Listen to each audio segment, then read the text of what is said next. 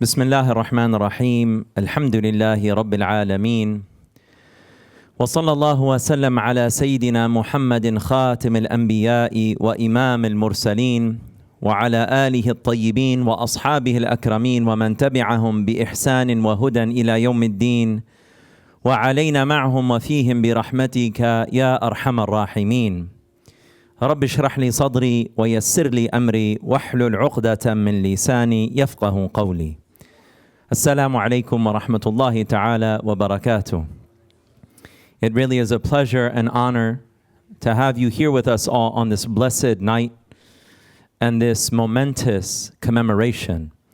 And it really is something that is hope-inspiring and beautiful to see on a Thursday night, which coincides with the night the Prophet sallallahu alaihi wasallam went on the night journey and the heavenly ascension, that so many people are coming out to revere what Allah subhanahu wa ta'ala has made sacred. That's something really beautiful in today's world. We're steeped in materialism. There are so many distractions, but the fact that so many people came out in order to commemorate this occasion is a sign of Iman and a sign that there is much good that remains in the world and that there is good that remains in this Ummah, specifically until the end of time. Inshallah ta'ala, there's so much to talk about when discussing the Isra and Mi'raj. And it's the single greatest journey ever experienced by any of Allah subhanahu wa ta'ala's servants. And it was experienced by His greatest beloved, sallallahu alayhi wa alihi wa sahbihi wa sallam. What we'll do tonight is just take a few reflections and things that we can that will help us, inshallah ta'ala, have a deeper reverence and exaltation and a deeper appreciation for what Allah has given us when He made us from the Ummah of Sayyiduna Muhammad sallallahu alayhi wa alihi wa sahbihi wa sallam. One of the things that takes place early on in the journey, and it's important to note that this was a journey that took place physically. The Prophet sallallahu alaihi wasallam physically traveled from Mecca to Jerusalem, and from Jerusalem to above the seven heavens, and past the furthest lote tree. وَلَقَدْ رَأَى مِنْ آيَاتِ رَبِّهِ الْكُبْرَى. And he truly witnessed the greatest signs of his Lord. Allah subhanahu wa ta'ala didn't say al-kabira, that He didn't say the word that could also indicate great signs of Allah. He said al-kubra, the greatest signs of Allah subhanahu wa ta'ala on this journey. So early on what takes place is the Prophet sallallahu alayhi wasallam is taken by Sayyiduna Jibreel alayhi salam, the angel Gabriel, on this journey. And one of the first things that happens is he brings him the buraq. He brings him this beautiful creation of Allah subhanahu wa ta'ala that in our imagination, we would call like mythical. People think of, horses that fly. But this is a real creation of Allah subhanahu wa ta'ala that's reserved for the prophets and messengers. And on this journey was reserved specifically for the Prophet Muhammad sallallahu alayhi wa alihi wa sahbihi wa sallam. And one of the wisdoms of this, Allah subhanahu wa ta'ala could have taken the Prophet sallallahu alayhi wa sallam just like immediate transportation. Boom, in the blink of an eye, you're in Jerusalem. In the blink of an eye, you're ascending. In the blink of an eye, you're in another place. But Allah subhanahu wa ta'ala took him on the buraq so that he could witness certain things and experience this in a particular way. And one of the wisdoms is that when someone wants to honor a dignitary or a guest, what they'll do is they'll send that guest an entourage. That I'm going to send, my private jet. You can ride my private jet when you come to visit me. I mean, that's a way that someone is shown the degree of honor. And this is coming from who? It's coming from Allah subhanahu wa ta'ala, the King of Kings, Jalla Jalalu. And He's showing us that the Prophet ﷺ has this miraculous and beautiful entourage of the buraq, this miraculous horse-like creature, which is smaller than a horse and larger than a mule. And whenever the buraq would kick its legs, it would go as far as the eye can see.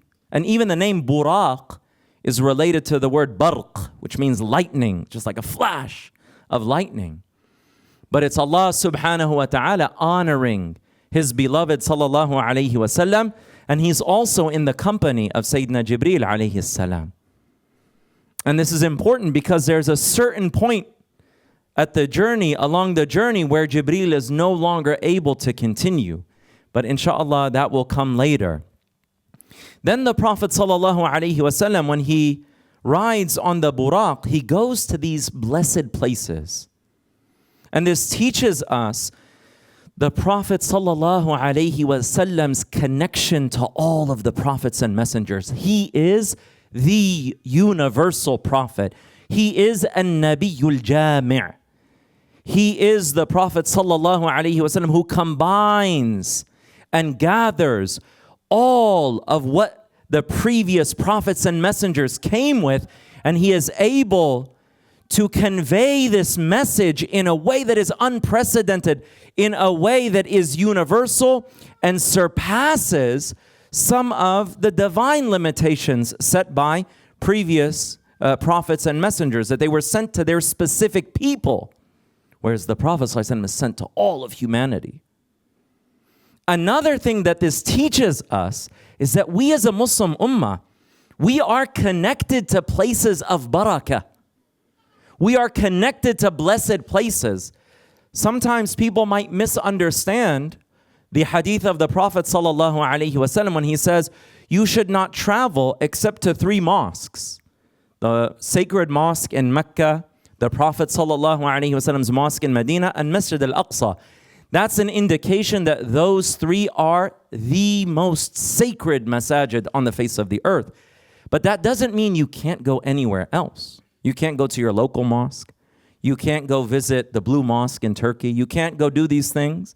These are amazing places, or places that have great historical significance, or even more importantly, places of great barakah, where there have been people who have worshipped Allah subhanahu wa ta'ala devoutly and so forth.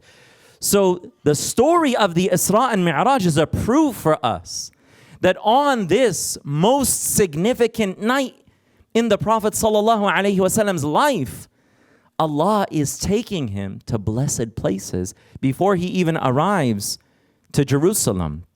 And the first place that he's taken, now this occurs in the Meccan period.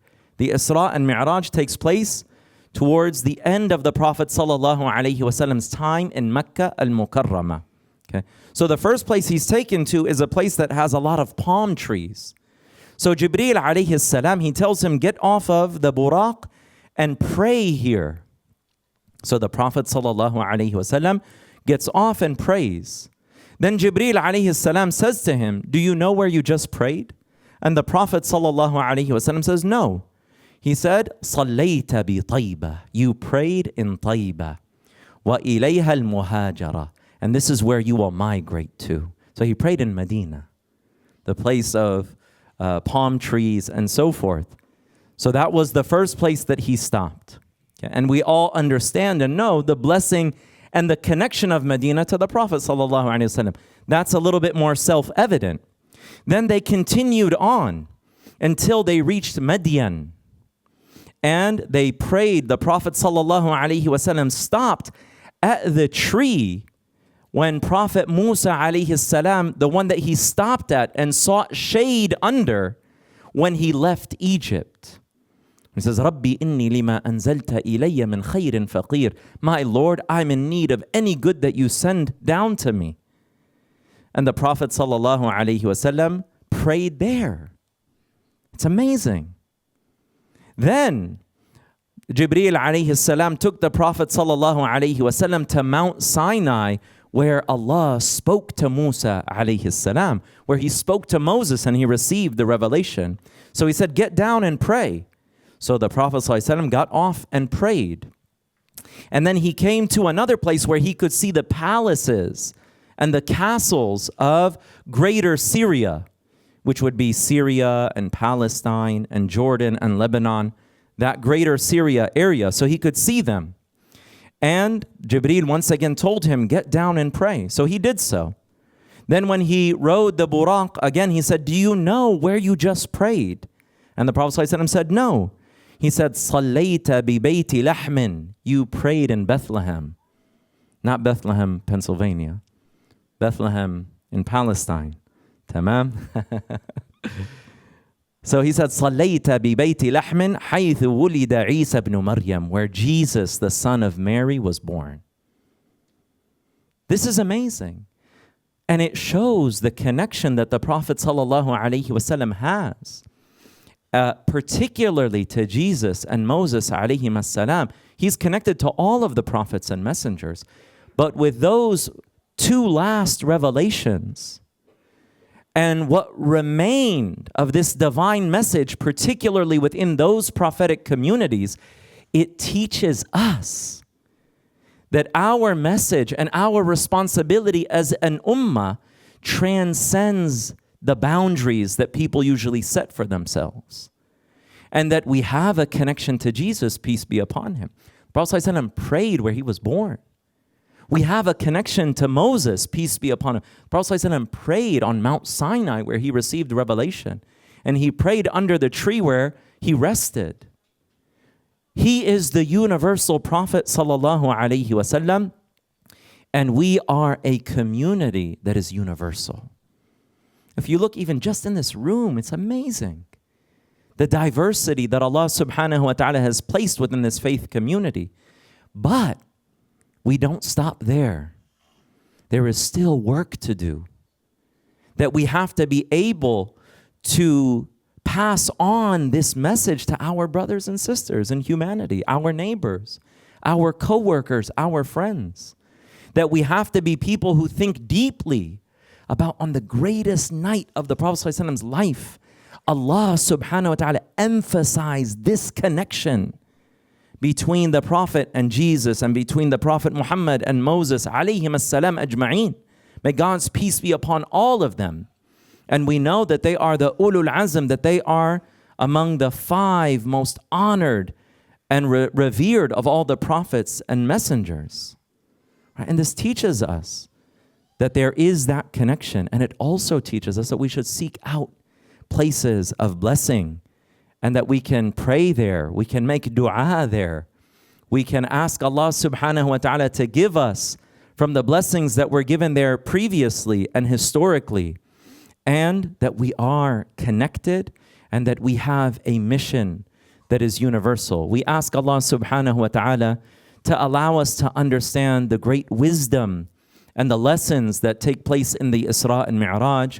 And we ask Allah subhanahu wa ta'ala that he increases within our hearts a reverence for the best of creation, and that we honor and revere what Allah subhanahu wa ta'ala has given him, and that Allah makes us among those who serve his mission after him and who seek to bring people closer to their Creator and to be sources of goodness and blessing and light and truth. Ameen ya Rabbal Alameen. Wa sallallahu ta'ala ala Sayyidina Muhammad wa ala alihi wa sahbihi ajma'een. Walhamdulillahi Rabbil Alameen.